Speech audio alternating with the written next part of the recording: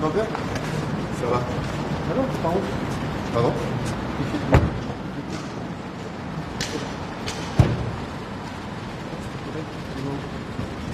On va parler, on n'arrive pas encore. Non? J'ai vu la délégation.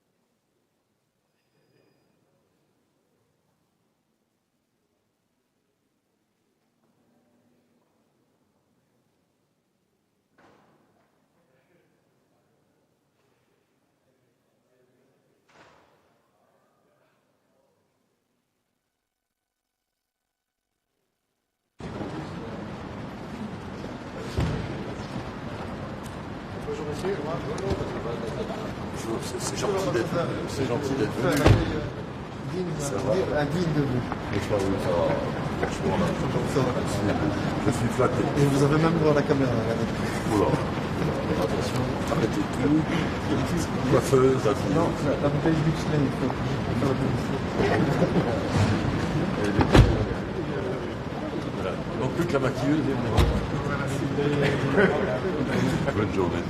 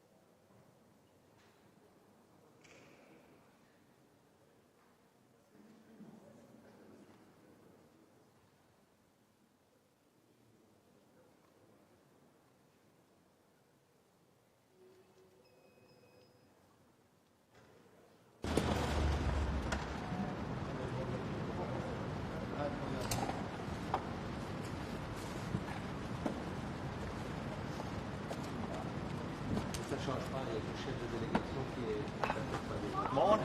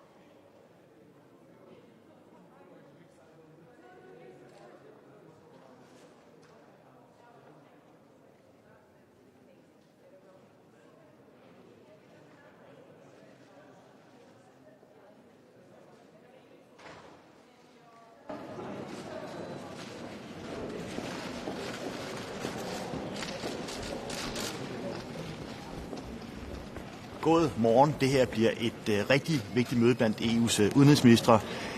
Krigen i Ukraine, Ruslands aggression og vores svar derpå og alle implikationerne omkring det vil selvfølgelig være hovedtemaet.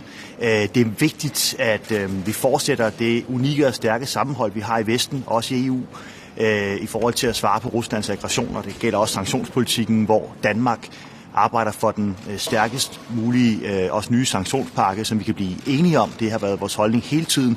Det skal have så store omkostninger som overhovedet muligt for Putin, den krig, han fører ulovligt i Ukraine. Både på slagmarken ved vores våbenhjælp, men også økonomisk ved de sanktioner, som vi indfører i fællesskab i EU, men også videre. Så det bliver et hovedtema. Vi har også landene fra Vestbalkan med på møde i dag. Og det er vigtigt, fordi vi kan se, at Rusland puster til ilden rundt omkring, også i Europas nærområder.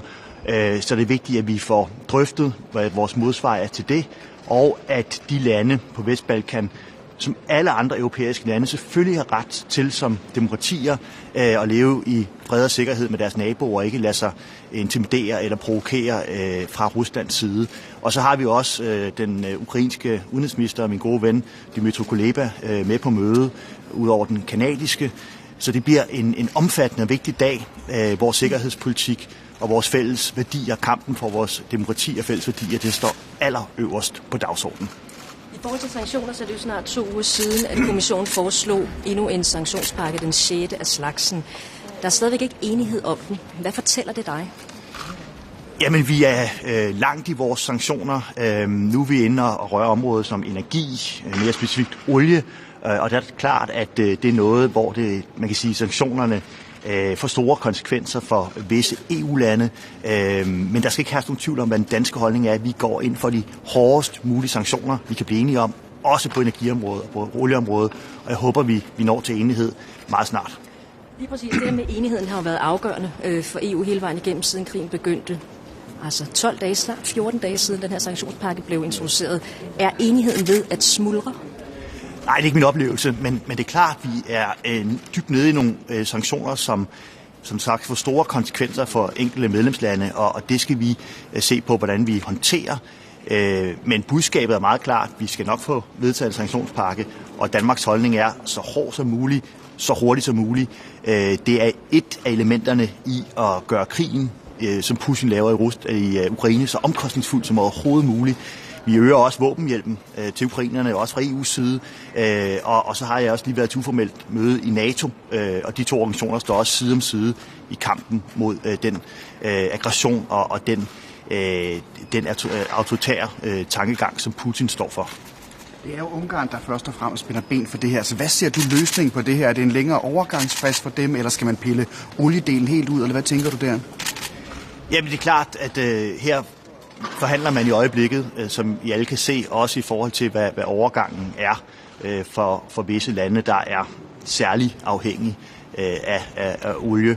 Og det illustrerer jo bare, at Europa og Danmark, alle de europæiske lande, vi skal gøre os uafhængige af russisk energi, både olie og gas, så hurtigt som overhovedet muligt. Og den vigtige opgave, den har presset Danmark også på for, og vi skal også få den her pakke på plads. Men der er nogle lande, for hvem den her pakke gør rigtig ondt, fordi de er så afhængige af blandt andet import af olie.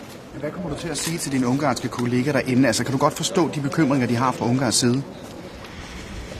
Altså, det er jo intet i forhold til, hvad ukrainerne er udsat for i øjeblikket med den russiske aggression, med den situation, vi står sikkerhedspolitisk i Europa.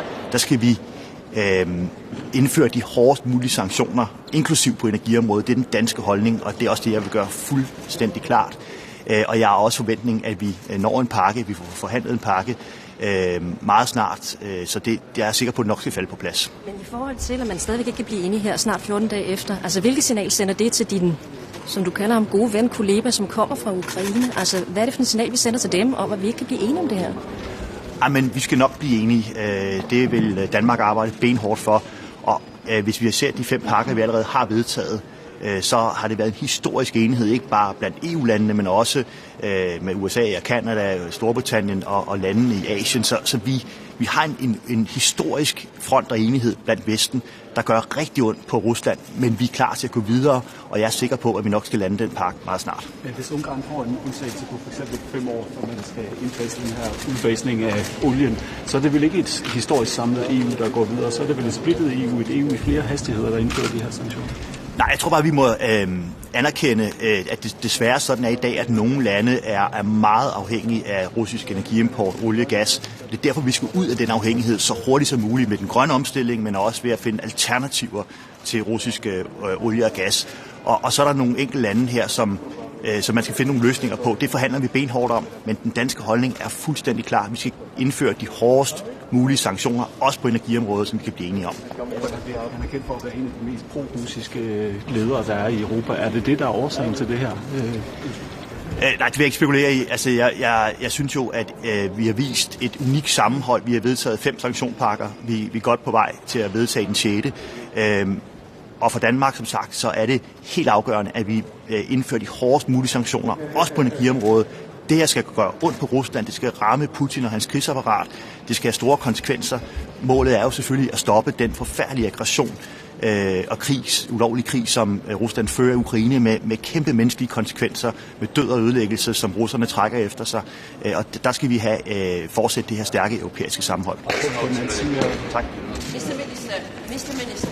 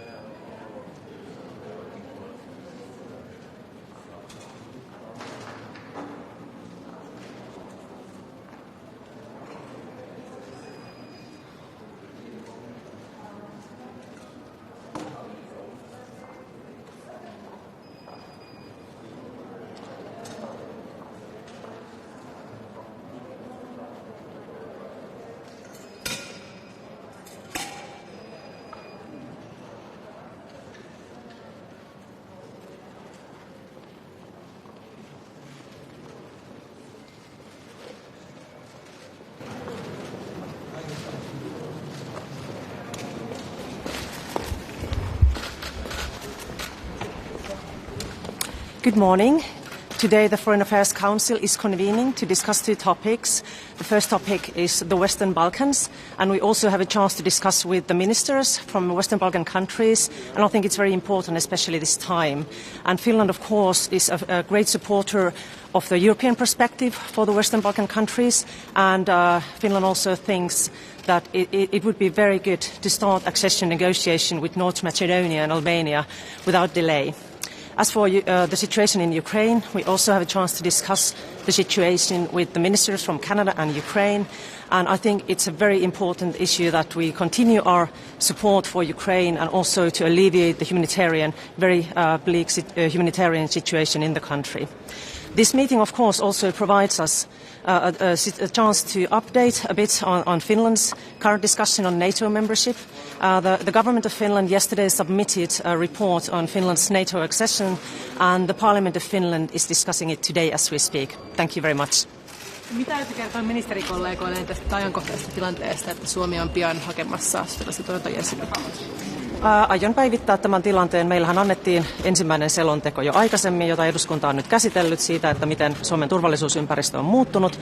Ja nyt sitten on aika vetää ne johtopäätökset, eli siksi eilen presidentin ja hallituksen ulko- ja turvallisuuspoliittisen valiokunnan päätös oli, että suositellaan, että eduskunta käy keskustelun siitä, että sitten voidaan, jos eduskunta voi käsitellä tämän selonteon, niin presidentti voi sitten päättää, että Suomi hakee NATO-jäsenyyttä. Ja tässä tilanteessa on tulkittu, että NATO-jäsenyys on Suomelle kaikkein paras turvallisuuden tae sen lisäksi, että meillä on vahvat omat kansalliset puolustusvoimat.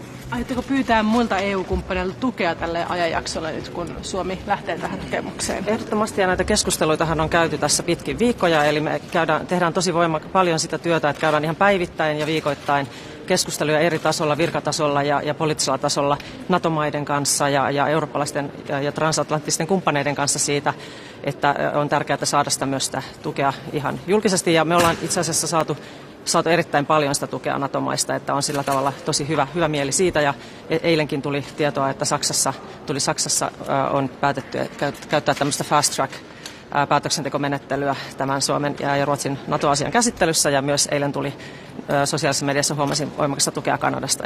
Eli tämä on myös hyvä kokous sitten käydä vielä näitä keskusteluja. Meidän viestihän on se, että NATO-jäsenyys toki parantaa meidän turvallisuutta, mutta me olemme myös niin kuin turvallisuuden tuottaja ja olisimme tosi vahva NATO-jäsen ja sillä osaamisella ja kapasiteetilla, mitä Suomella on tarjota. Entä Ukrainan tilanne? Odotatteko, että pakotteet nousevat nyt ministerien pöytään tänäänkin? Katsotaan nousevatko, että Suomihan on ollut siinä linjassa, että kannatetaan aina sitä, että pakotteita voidaan asteittain kiristää, mikäli tarve. Miten Unkari voitaisiin saada tähän pakotepakettiin mukaan? No niitä keskusteluja varmaan käydään sitten. Kiitos. Minister James Bays, Al Jazeera, how worried are you about Hungary's position on the oil ban?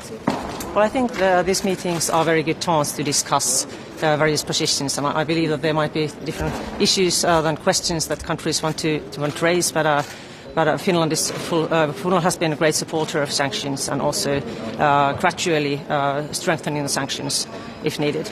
And how important is it that the sanctions are strengthened to include oil? I think it's very important to do our utmost that we can make strong statement as an EU that we need to, and also it's the issue for us also about energy independence, sustainable energy independence. So I think these are very important discussions in this regard as well. Thank you very much. Thank you very much. The meeting is starting. Main issues discussed today, and also it's very interesting. What about the sixth package of sanctions? Still there, not any. We'll see. And Finland has been a great supporter of the sanctions in terms of gradually raising the sanction if needed. And it's very good that we have a unity in Europe in terms of sanctions to give a strong message to Russia. And what is the reason of that you haven't unity yet? Can you specify it for us? These are always these packages need discussions, and these discussions are now these are being held on different levels. Civil servants have been discussing, and the politicians are discussing. I'm sure that we will come to some kind of solution that is good for everyone. Balkan ministers will be also here. What views? I think we have to go. Sorry. NATO accession and your.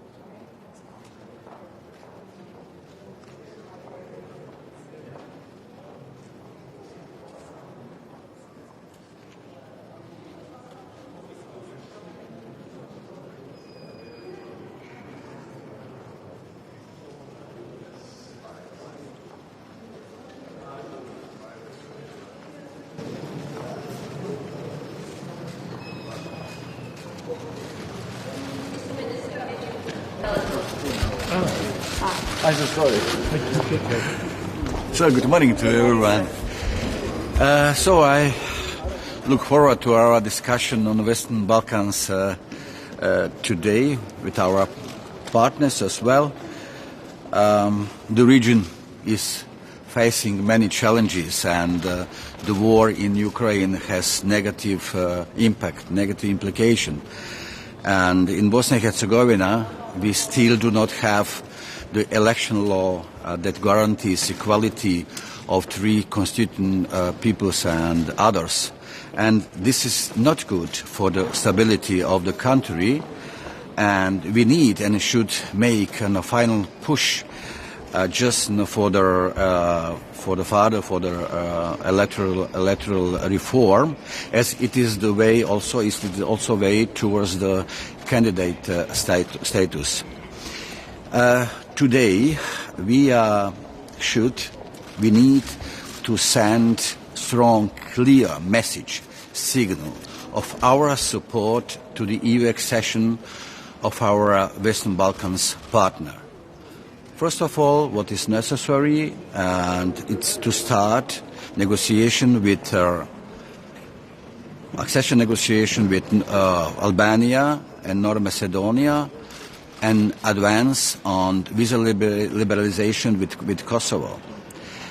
Unfortunately, in Ukraine we see more destruction and a loss of lives, and therefore we need and should to increase a pressure on Russia to stop its aggression. Croatia supports the sixth package of sanctions.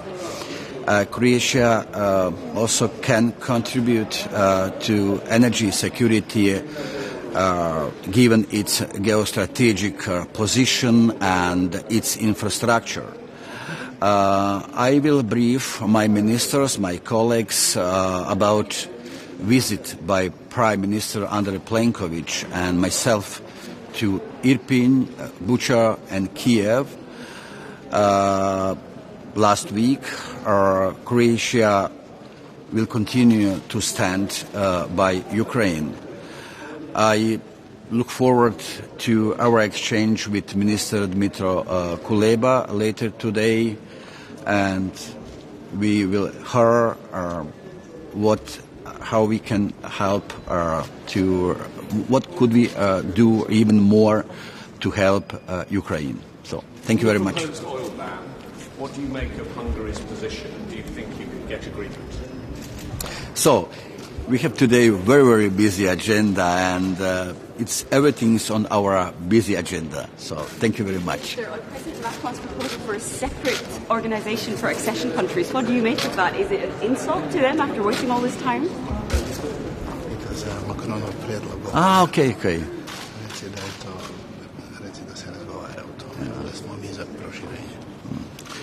Yeah, in fact, of course, we are in favor of enlargement, and when it comes just in the Western Balkans, it's our immediate neighborhood, and as I said on the outset, that we should really understand a clear message and signal just for those countries who are expecting the European perspective, just to relax the atmosphere and situation and to prevent influence and domino effect from third countries. Good. Thank you.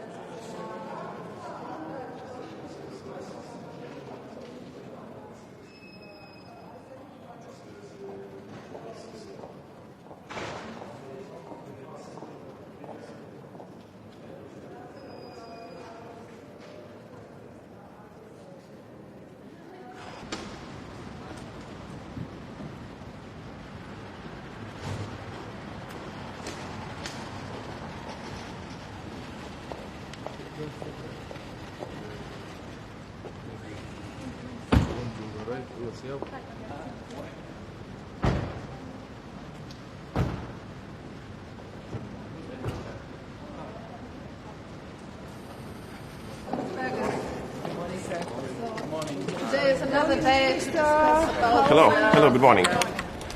I would like to start from saying that the decisions that Europe has been making during the last 2.5 months and will be making today and in the near future will define Europe for decades to come. We will be remembered by the decisions we make. Therefore, it is imperative that we make the right ones. So first of all, when it comes to enlargement, we have to make sure that the negotiations with North Macedonia and Albania have to start immediately. Unfortunately, no country should be able to veto such a strategic decision and hold whole European Union and the whole policy at a halt.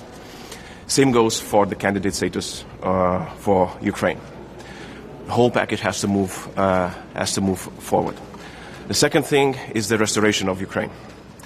Europe will be remembered the way how did we perform in this? Did we manage to restore the country back even better than it was before? Can we start the spring of Ukraine again? We did some right decisions when it comes to sanctions. We did some right decisions with military assistance to Ukraine, but it's definitely not the end. I would say that we're still somewhere at the middle with our decisions. And if we want to make Europe a geopolitical one, a stronger one, now is the time to do that. And concerning the sanction package, it seems you're a little bit stuck in the discussions. Why is it so hard at the moment? Absolutely. It is one of the things that, again, I should mention that this is how we will be remembered. Either the Union who managed to go forward and to send a very clear message to Russia, or who got stuck. And now, unfortunately, the whole Union is being held hostage by one member state who cannot help us find their consensus. What solution? Well, one of the solutions could be help Ukraine to decouple itself from Russian oil and gas, because, as you know, the member state who cannot help us find a consensus is dependent on the traffic from Ukraine. So, if the traffic would be stopped from Ukraine, the sanctions question would be solved altogether. So, what are you going to be saying today to your Hungarian colleague? Sorry? What are you going to be saying to your Hungarian colleague today? Well, the same thing as always. We have to agree. We cannot be held hostage. Was it clever to talk about the sanctions before talking to Hungary? Maybe it would have been better to talk to Hungary before going out instead. Well, I mean, we've seen things that certain decisions were announced before the Council would sit and discuss. So I'm not sure whether it's always very productive to do that. But it is as it is. I mean, we have political leaders who, show leadership, but then, work to bring the results to action need to follow. Was it a good idea to put sanctions package on the table, knowing that some member states will not agree? Well, we were not actually sure, because I think that the Commission really offered some solutions which we were looking at as a too relaxed, so to say. If we were talking almost about the ban for oil that would start, the phase out that would end by the 24th, December 31st of 24. So giving almost 2.5 years for that. That's a very, very broad scope. So I think that everybody expected that this will be enough. And I cannot explain you why it isn't. Was it a mistake on the line, just first of all to go to Hungary and not to go to Czechia and Slovakia? I don't know. I mean, I know that she's doing. I'm sure that she's doing all she can. Mr. Minister, thank you. You have mentioned candidate status for Ukraine. Georgia and Moldova also. Yes, absolutely. And what do you think about it? I agree.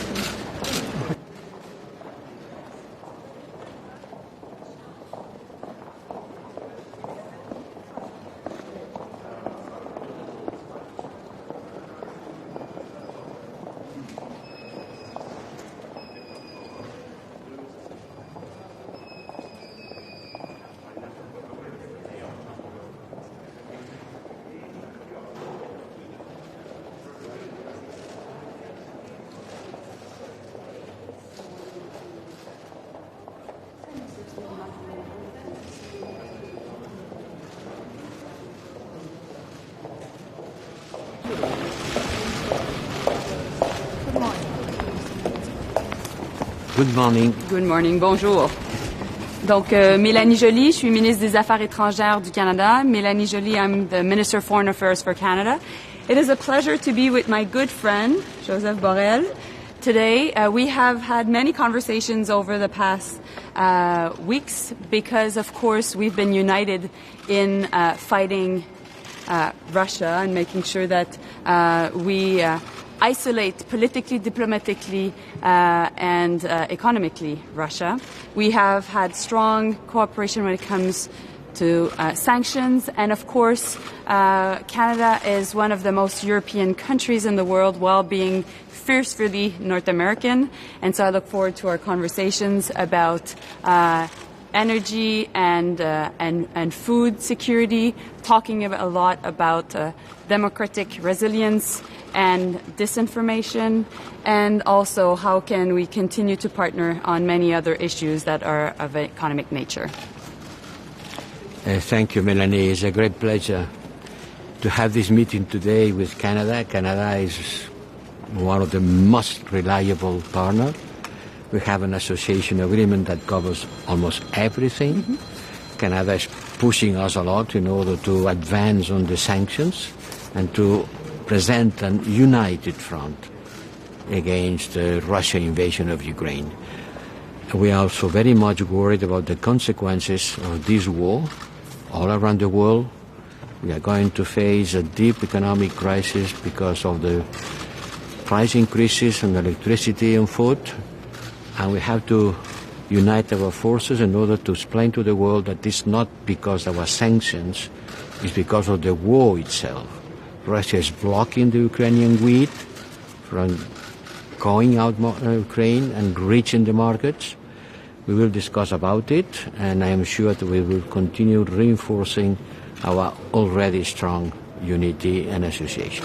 Indeed. High Representative, can you give us your view on Hungary's position right now with regard to your next package of sanctions? Will you be able to win Hungary over? I would like to stress the importance of the presence of Canada here. And we will discuss the sanctions that Canada and the European Union is taking. Melanie, we are 27. And I need to convince the 27. Among them, there are some ones who has more problems than others. It is an objective situation that some member states face more difficulties because they are more dependent, because they are landlocked, because they don't have the possibility of receiving directly tankers. They only have oil through pipelines and coming from Russia. So certainly we will discuss about it, and we'll do our best in order to deblock the situation. I cannot ensure that this is going to happen because the positions are quite strong.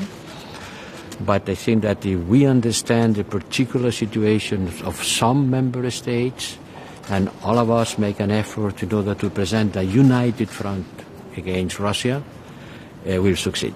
But one of your ministers just said that you were taking hostage by one country concerning the package. I'm sorry that I'm going back to this question. So how will you get out of this situation of being hostage? As always, discussing, trying to understand the reasons of everybody.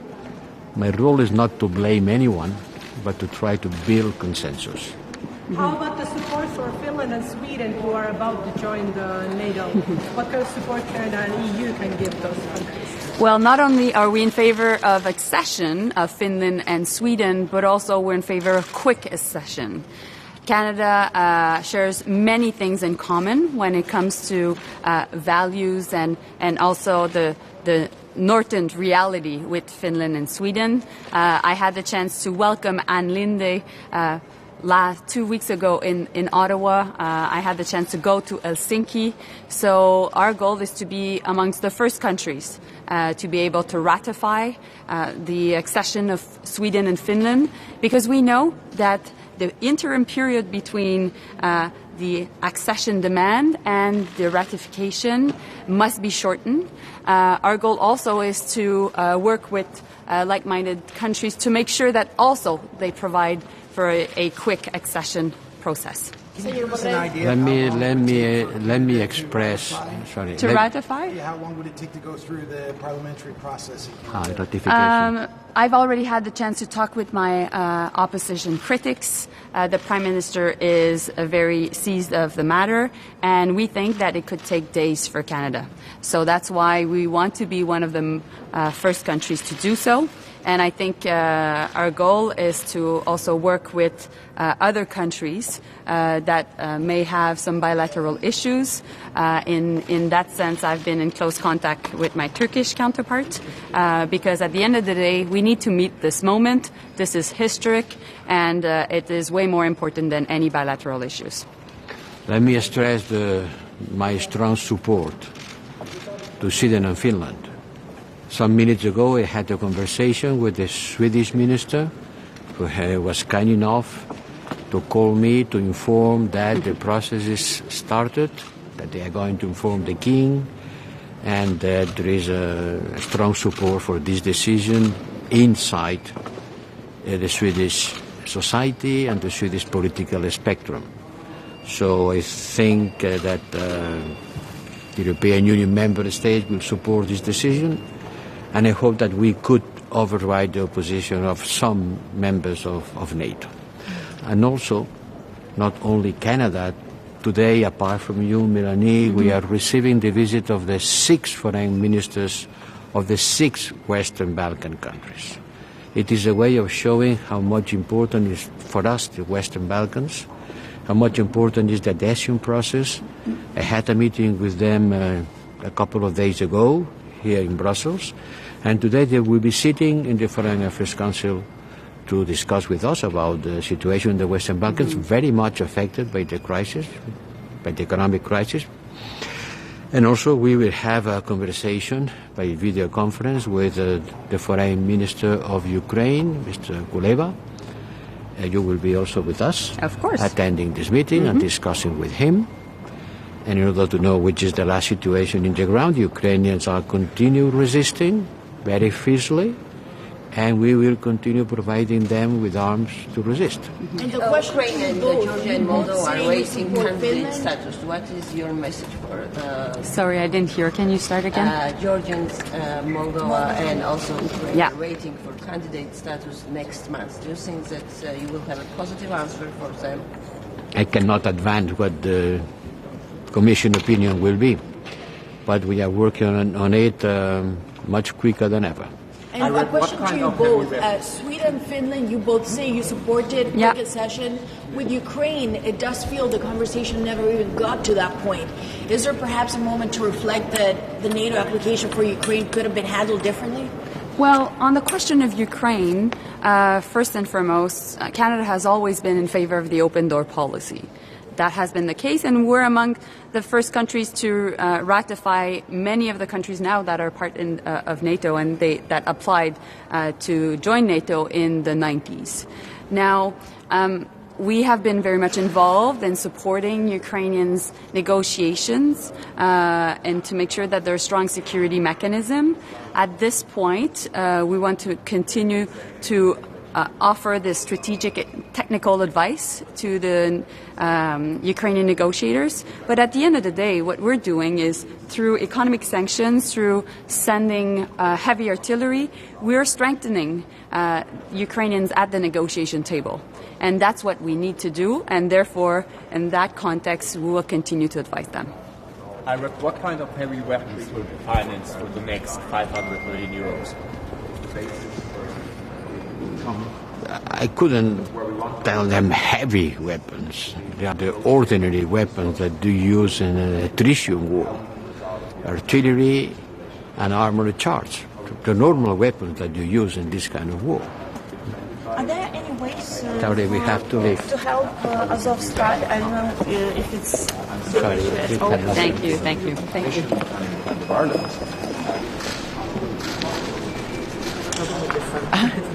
Okay. So good morning, everyone. We have very important discussions in front of us today as we speak. The war in Ukraine is still ongoing, war which was unjustifiably and unprovokably started by Russia. That also, of course, means that we here at the European Union must continue to support Ukraine. We must continue to give to Ukraine humanitarian aid, also defensive military aid, but also to discuss with Ukrainians how we can support them to reconstruct their country. At the same time, for us, it's very important that Russia is taken accountable for this war in Ukraine, also that the persons who have committed or are related to war crimes in Ukraine are brought to justice. Here today, of course, we also speak about the sixth package of the sanctions, and I truly hope that we make the progress. This package will be adopted, and also oil will be included to this package.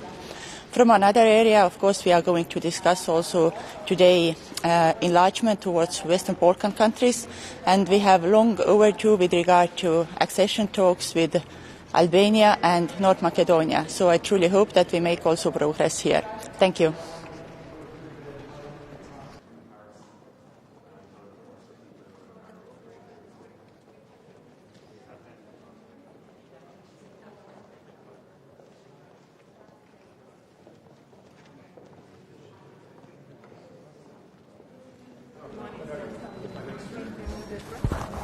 Good morning. We will have today another very busy Foreign Affairs Council agenda, and we will start with the meeting of the Joint Ministerial Committee with Canada.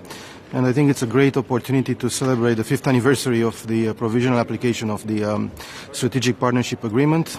And the declaration that we will adopt today will focus on the commitment of Canada to the security of Europe, which is very important, especially from the perspective of Romania, which benefited a lot from the Canadian troops' presence for air policing in Romania.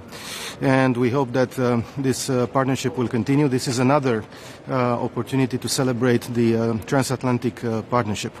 We will focus, of course, today on Ukraine and the effects of the crisis generated by the attack of Russia against this European country.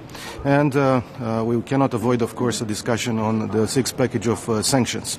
Romania is supportive of the package and of the solutions which were proposed and discussed by now. We hope that a solution will be reached and will bring all European member states together in support of the adoption of this package. Of course, we will discuss about the other measures of support that the member states have extended to Ukraine. We will discuss, and I will present the support granted by Romania in the humanitarian field, because we are approaching 1 million refugees who have crossed the Ukrainian-Romanian border, and the humanitarian dimension of our support is quite important. I will also inform the colleagues about our effort to support the economy of Ukraine by transiting the Ukrainian grain and other products through Romania towards third destinations by using the ports on the Danube, Galați, but also the Constanța harbor at the Black Sea, which is the largest port in the Black Sea. Already more than 120,000 tons of grain from Ukraine have left from Constanța to other destinations around the world. It's very important to fight against the food crisis, which is very close at the horizon for many countries. And then, of course, we will discuss about Western Balkans, and this is a very important discussion as well, because we need on one hand to move forward with the start of the accession negotiations for Albania and North Macedonia. On the other hand, we have to step up our engagement in political but also in concrete forms and perspectives for the countries in the Western Balkans. How will you convince your Hungarian colleague in order to vote in favor to this? Well, I'm not going to get into the details because the negotiations are going on, but I'm looking forward to the debate today in the Council and to hear the arguments of our colleagues from Hungary, and also to see what solutions can be found in order to make this adoption of the 6th package possible. I think we need it. We need it now.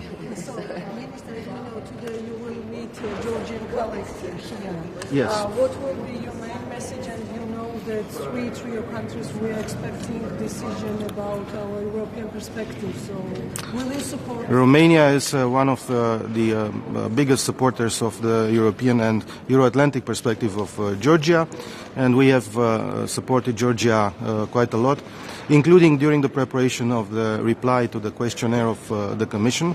And we think that the place of Georgia, as the place of Ukraine, and as the place of the Republic of Moldova are within the European Union, because they belong to the European family. And do you think the organization should reach the consensus once? Well, I think it's important that the opinions of the Commission be issued at the same time, and also, of course, this would be the basis for the discussion for guidance within the European Council. I think granting the candidate status for all three countries, Ukraine, Republic of Moldova, and Georgia, is important, because this is not the end of the process. It is just the start of a very important process, and these countries need a roadmap for reforms. And of course, after that, it would be up to each and every country involved in the process to go on this path and to perform. And we are ready, Romania, to support this process. We think that these decisions are needed and the momentum should not be lost. Timetable for June? Well, I think it's important, as I mentioned, to have a decision as soon as possible. And after that, it will be up to these countries to, move forward on this very important journey. And we will be there together by them to support. Thank you so much. Thank you. And you will reach your collective decision? Yes. Morning.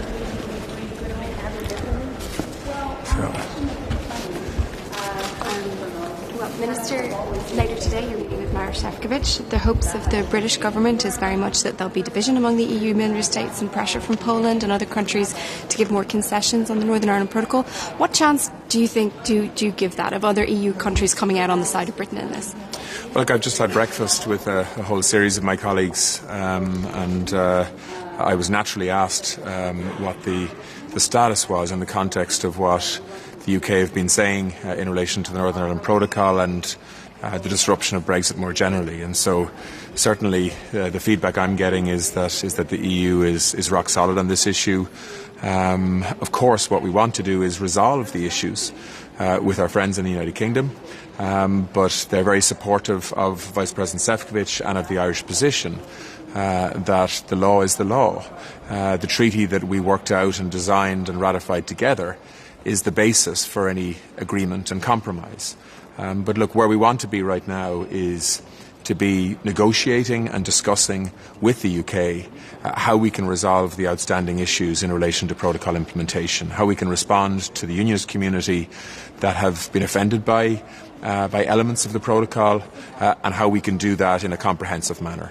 And certainly the willingness of the European Commission and of Ireland to try to accommodate those concerns is very much there.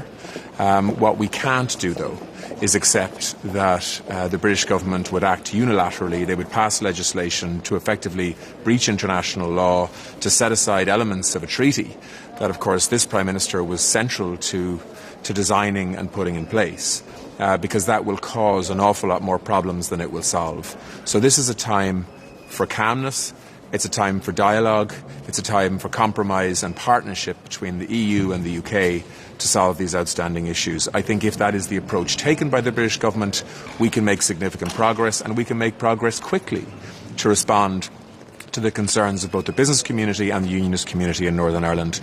The alternative is unilateral action, which means tension, rancour, standoffs, legal challenges, and of course calls into question the functioning of the TCA itself, because the TCA and the withdrawal agreement are interlinked, if you like. They rely on each other.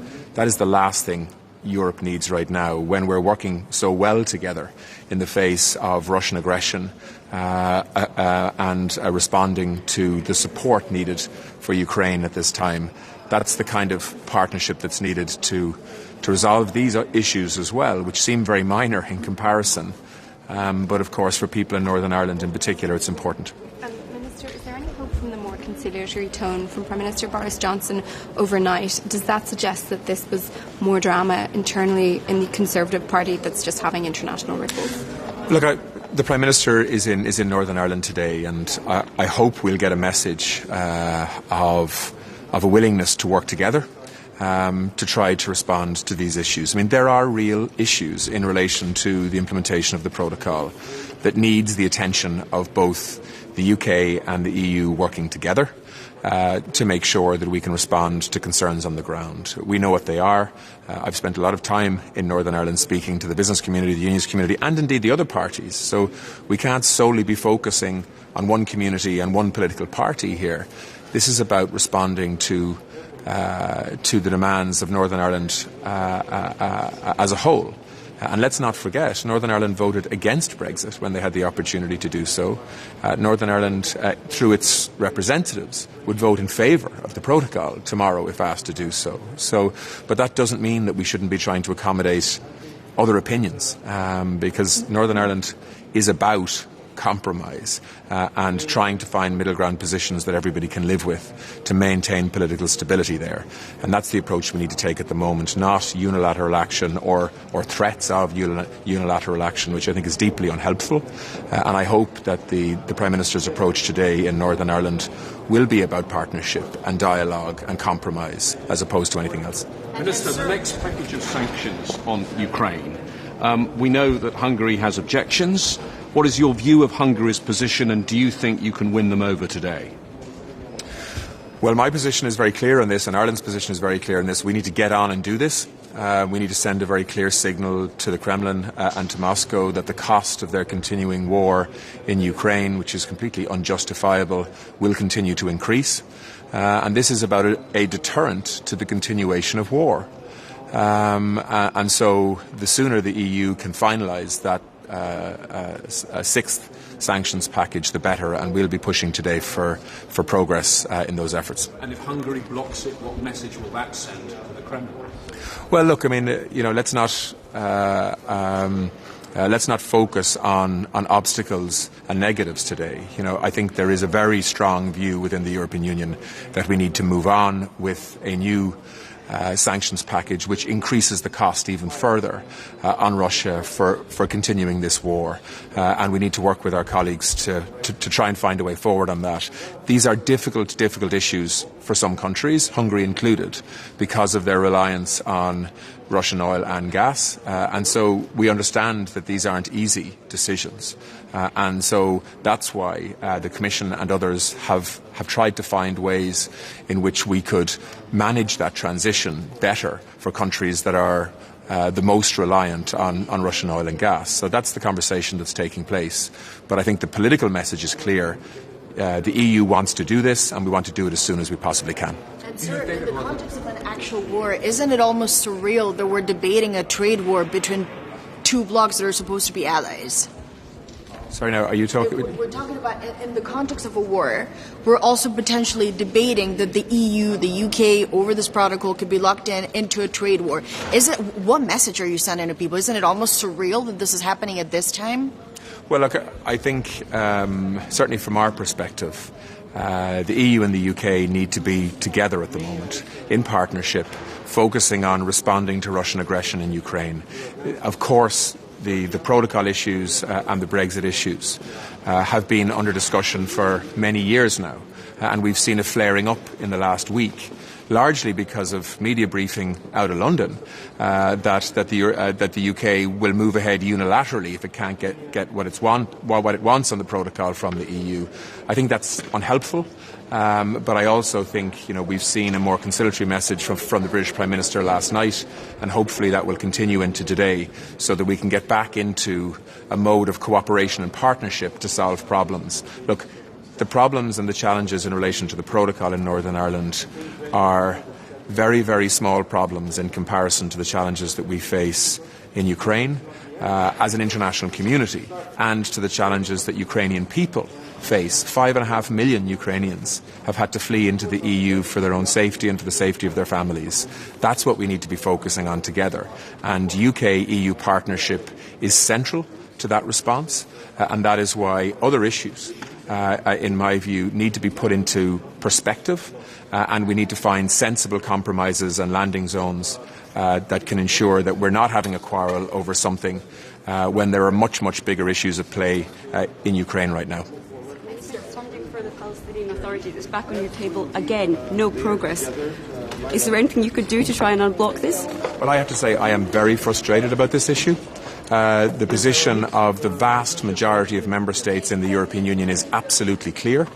There is no reason for the European Commission to delay over 300 million euros of funding for the Palestinian Authority. This is last year's funding we're talking about. And a month ago, Ireland raised this issue. We had a debate on it in the Foreign Affairs Council. Every minister, except one, spoke strongly in favour of the immediate release of that money. And we still haven't had progress on it. And so I will be asking questions again this afternoon in relation to that issue. This is EU money. It's not European Commission money. This is EU money, and EU countries want it released so that the Palestinian Authority can provide basic services to their people. And it shouldn't be delayed any further. Minister, there's one man blocking this, really. It's Commissioner Varhelyi. Do you have a message for him? No, I'm not getting into the personalities of this. The policy is the issue that I'm interested in. The EU plays a really important part in funding basic infrastructure to allow Palestinian communities to live, to trade, to provide public services and so on, whether it's education, whether it's healthcare. These are times of tension in Palestine too, and we've seen that in recent days. And so the European Union should be giving a signal today that this money will be released and that we are there to support basic services on the ground for Palestinian people through the Palestinian Authority. And whatever the blockage is to that, we need to find a way of unblocking it so that we can be supporting stability in another part of the world that is feeling tension right now. Yeah, thank you. Thank you very much.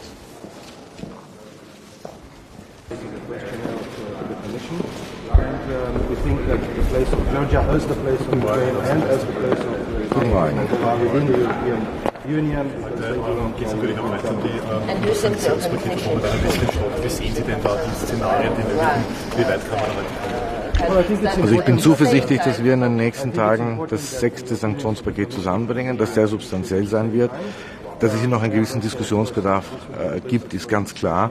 Ich glaube nur, es sollte in unserem Sinne sein, diese Diskussionen dort stattfinden zu lassen, wo sie sein sollten, nämlich im Rat, dass wir nicht öffentlich ein uneinheitliches Bild nach außen geben. Wir müssen wissen, Russland beobachtet uns und andere auch. Wir sind hier in einer konfrontativen Situation und wir haben es bisher bei 5 Sanktionspaketen geschafft, dass wir intern diskutiert haben und dann an die Öffentlichkeit gegangen sind, als wir eine Einigung hatten.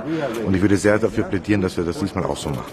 Da hat es jetzt schon auch Wortmeldungen von Kollegen gegeben, die gemeint haben, das wird teilweise in Geiselhaft genommen von einzelnen Ländern. Das heißt, das ist nicht hilfreich, dass jetzt das quasi wieder losgeht, diese Debatte. Also ich glaube, das ist nicht hilfreich. Wir sollten, dass es einen Diskussionsbedarf gibt, ist klar. Nicht alle Staaten sind, wenn wir das Stichwort Erdöl nehmen, gleich exponiert und haben die gleichen Schwierigkeiten. Es gibt ein Bemühen, und das ist auch gut so, hier eine Einigung zu finden und mit Übergangsfristen oder anderen Möglichkeiten hier sozusagen Lösungen zu finden. Ich finde, die Diskussion sollte hinter geschlossenen Türen stattfinden. Wir sind in Europa wahnsinnig gut, uns immer wieder sozusagen uneinheitlich zu zeigen, kein Bild der Geschlossenheit abzugeben. Und ich glaube, in dieser Phase ist notwendig, dass wir weiterhin geeint und geschlossen auftreten. Herr Minister, heißt das, dass es aus Ihrer Sicht strategisch unklug war, von der EU-Kommission dieses Paket auf den Tisch zu legen, wohl wissend, dass Länder wie Ungarn nicht in der Lage sein werden, dem zuzustimmen? Also ich glaube, es ist notwendig einfach, dass wir, und das wäre mein Dafürhalten, dass man so etwas intern durchdiskutiert und dann an die Öffentlichkeit tritt, wenn man eine Einigung hat. Dass das natürlich bei solchen Themen schwierig ist, mit jedem Sanktionspaket auch schwieriger werden wird, ist verständlich. Aber noch einmal, wir sind in einer konfrontativen Situation und die Europäische Union hat es bis jetzt geschafft, ein unglaubliches Bild der Geschlossenheit abzugeben, der Einigkeit. Und wir sollten danach trachten, dass es so bleibt. Hat die Kommission Fehler gemacht bei diesen Verhandlungen? Ich werde mich jetzt nicht beteiligen, das wäre jetzt logisch ein bisschen im Widerspruch an solchen Diskussionen, sondern ich sage, bemühen wir uns hier eine Einigung zu finden, schauen wir darauf, dass wir dieses Sanktionspaket, das bitte nicht nur Erdöl betrifft, zustande bringen. Und ja, wir werden beobachtet von der Außenwelt. Und ja, es lastet eine große Verantwortung auf uns Europäer und wir sollten dieser genauso gerecht werden wie in den letzten 80 Tagen. Gäbe es denn Ideen für Lösungen? Es ist jetzt das 6. Sanktionspaket in Planung. Gibt es da eigentlich noch Luft nach oben für Maßnahmen gegen Russland? Also ich finde zum Beispiel einen Bereich, wo wir sehr stark reingehen müssen und das auch werden, ist ein ganzer Militärkomplex in Russland. Das wäre auch Teil dieses Sanktionspakets. Es ist westliches Know-how verarbeitet dort. Es geht um Zulieferindustrien und ich glaube, dass wir auch sehen werden und sehen müssen, was wir schon erreicht haben. Zum Beispiel, wenn wir denken an die Luftfahrt. 187 Flugzeuge hat Aeroflot, nur 10 davon sind nicht westlicher Bauart. Das heißt nicht Boeing und nicht Airbus. Die werden alle demnächst am Boden stehen bleiben, weil sie keine sozusagen Ersatzteile mehr kriegen. Also wir haben schon viel erreicht, aber die Schrauben können noch weiter angezogen werden. Sind Sie dafür, dass man eventuell Teile des Sanktionspakets beschließt, also quasi ohne Ölembargo? Wie gesagt, ich glaube, diese Debatte soll dort geführt werden, wo sie geführt werden sollte, nämlich hinter geschlossenen Türen im Rat und dass wir dann an die Öffentlichkeit treten, wenn wir eine Einigung haben. Das ist für mich als österreichischer Außenminister das Wesentliche. Geschlossenheit, gemeinsames Auftreten, gemeinsame Stimme nach außen von der Europäischen Union. Das haben wir bisher geschafft und das werden wir diesmal, glaube ich, auch schaffen. Zum Westbalkan noch, Herr Außenminister, wie muss es denn da weitergehen? Welche Perspektiven braucht es jetzt? Wie muss die EU da sich aufstellen? Ich glaube, beim Westbalkan gibt es eine ganz einfache sozusagen Titelzeile, jetzt machen wir bitte endlich Nägel mit Köpfen. Wir sind in einer Auseinandersetzung, wir müssen dieser Region klar signalisieren, was wir eigentlich seit 20 Jahren fast schon versprechen, seit dem Gipfel von Thessaloniki. Eure Zukunft ist innerhalb der Europäischen Union. Wir müssen also von den Lippenbekenntnissen wegkommen zu den tatsächlichen Akten. Und wir dürfen sie nicht verlieren. Und wir wissen, dass Russland ein Schädigungspotenzial hat, auch in dieser Region, dort für Unruhe stiften kann, sorgen kann, auch ohne einen einzigen Schuss abzugeben. Und das muss uns eigentlich in Alarm versetzen, weil das ist ja in Wirklichkeit in der Mitte der Europäischen Union. Das ist eine Region, die umgeben ist von EU-Mitgliedstaaten. Das ist unsere wesentlichste geostrategische Aufgabe, dass wir hier nachhaltig dafür sorgen, dass es das europäische Werte- und Lebensmodell ist, das zum Durchbruch kommt und nicht ein anderes. Es gibt in der Politik kein Vakuum. Es ist entweder unser Lebensmodell oder etwas von außen. Und das kann nicht in unser Interesse sein. Und da bin ich sehr dafür, dass wir das heute klar machen, dass das auch die Franzosen planen ja einen Westbalkan-Gipfel. Das unterstützen wir sehr. Wir haben große Erwartungen der französischen Präsidentschaft in diesem Zusammenhang. Wir müssen die Verhandlungen mit Nordmazedonien aufnehmen, mit Albanien aufnehmen. Wir müssen die Visaliberalisierung mit Kosovo thematisieren. Und wenn wir über die Ukraine reden, müssen wir auch über Bosnien-Herzegowina reden. Danke sehr.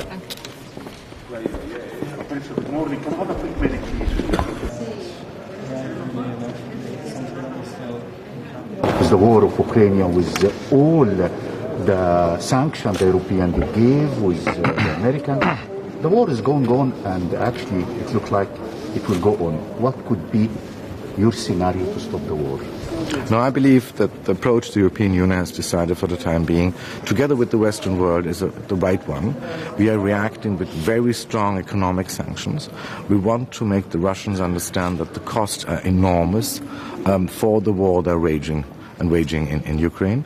And I believe we have to continue on this path, and we will. We are discussing now the 6th sanctions package. The European Union has decided more far-reaching sanctions on Russia than ever in the history of any third country. So this is a strong signal of unity, of cohesion within the European family, and I believe we will continue this path.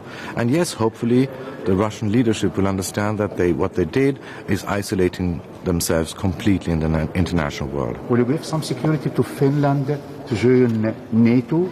I mean, we Austrians are not members of NATO, and I fully respect that Finland and Sweden are thinking about joining NATO, and this will probably take part very quickly.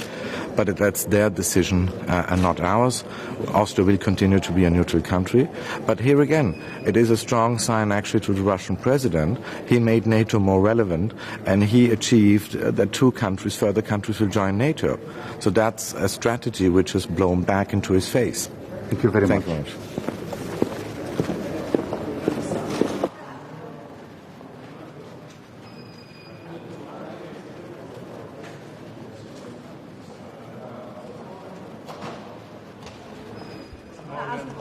Warum ist es denn so schwierig mit diesem Sanktionspaket?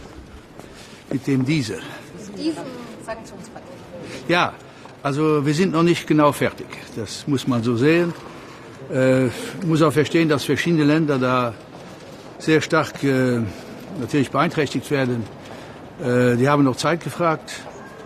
Ich glaube, dass der Wille trotzdem da ist, dass wir dieses Paket auch hinbekommen. Aber wie gesagt, wir brauchen noch Zeit. Einer Ihrer Kollegen sprach davon, dass Sie in Geiselhaft genommen werden von Ungarn. Wie sehen Sie denn das? Dass Sie in Geiselhaft genommen werden von Ungarn, sagte Herr Landsbergis. Ja, also ich wäre da vorsichtiger aus meiner Sicht. Ich glaube, jeder weiß, dass wir dieses 6. Paket auch hinbekommen müssen, schon an dem 7. arbeiten. Aber jetzt glaube ich, zu viel aggressiv diesmal gegen Ungarn zu gehen, das glaube ich ist wenig schwierig. Es ist ja nicht nur Ungarn, es sind auch andere Länder. Man sprach ja von Übergangsfristen, vielleicht mehr Geld. Was wären denn Lösungen, um da zu einem Ergebnis zu kommen? Ja, die Lösungen, die werden glaube ich, im Coreper werden diskutiert, sie werden auch heute angesprochen werden. Es gibt eigentlich keine Ausrede, dass wir dieses Paket hinbekommen. Wir müssen nur dann auch konkrete Solidarität unter allen 27 zeigen, dass wir den Ländern, die am meisten darunter leiden, dass wir denen helfen. Also ich glaube, wir dürfen uns auch jetzt nicht wieder auf der Peripherie des Wesentlichen verklemmen. Ich komme ja aus Berlin. Sie wissen, dass die NATO gestern sehr, sehr wichtig Perspektiven aufgezeichnet hat. Das ist sehr wichtig, auch hier gibt es ja noch ein kleines Problem mit der Türkei. Auch hier brauchen wir noch Zeit.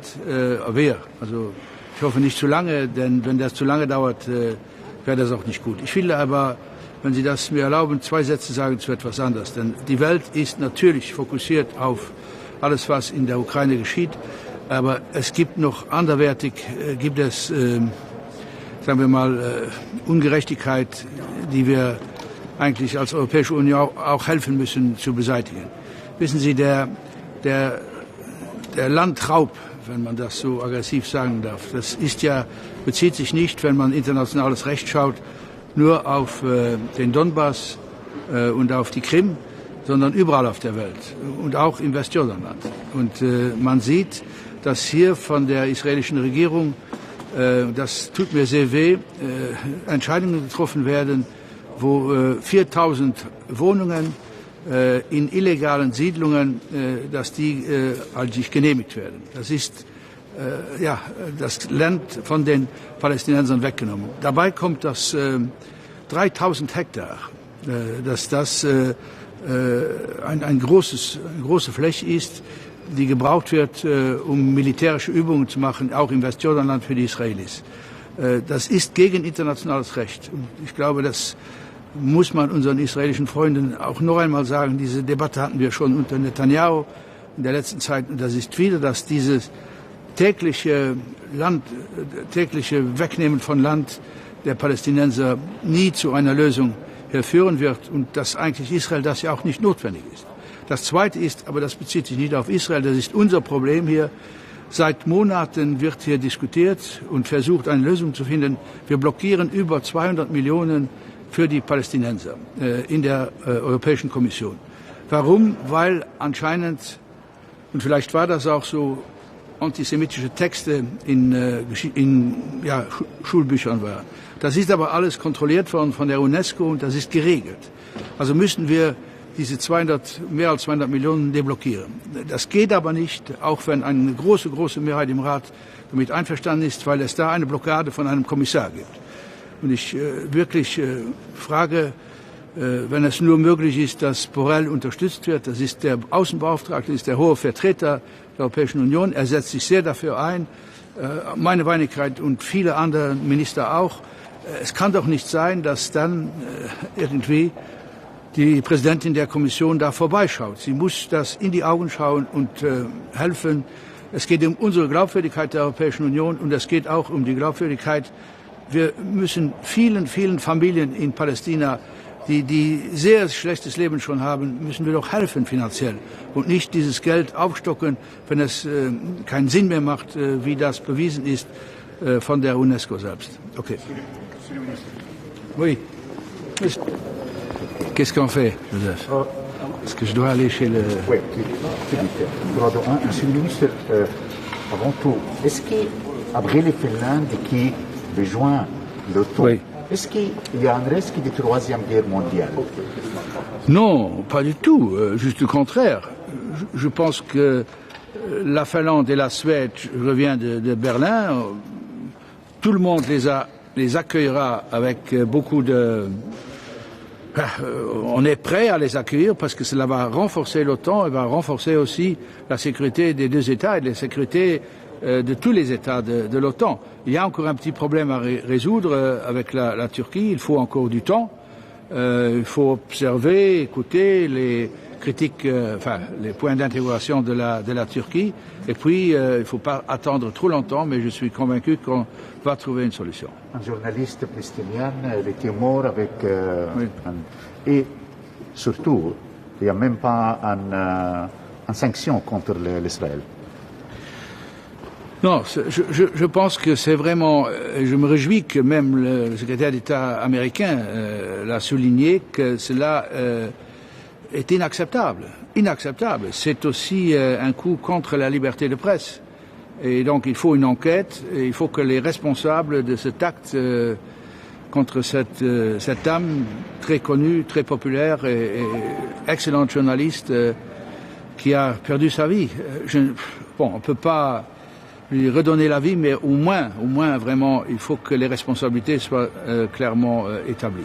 Ma dernière question, il y a pas mal de pays, dans les pays arabes, qui payent très cher les guerres entre la Russie et l'Ukraine, parce qu'il n'y a pas de l'argent, il n'y a pas d'économie qui les tombe. Est-ce que les Européens qui font quelque chose pour s'appuyer, pour forcer les pays? Mais votre question, elle est mal posée. C'est pas les guerres entre la Russie et l'Ukraine, c'est la Russie qui attaque l'Ukraine. C'est pas l'Ukraine qui attaque la Russie. Hein. Donc il faut faire attention. Hein. Ça c'est une chose. La deuxième chose, ce ne sont pas les sanctions qui déclenchent les problèmes en Afrique. C'est la guerre qui déclenche les problèmes. Et c'est pour ça que l'Europe fait beaucoup et fera beaucoup pour aider tous les pays hein, sur la planète qui ont des problèmes avec les moyens dont nous disposons. Je pense que, permettez-moi de le dire, le plus il y a de solidarité envers les sanctions prises à l'égard de la Russie pour que la Russie arrête, au moins arrive à faire un cessez-le-feu, mais s'il y a des pays qui ne s'intéressent pas à ce qu'on a décidé ici pour arrêter cette guerre, la guerre va continuer. C'est ça malheureusement le problème. Minister, in English, if the European Union cannot... Okay. Sorry.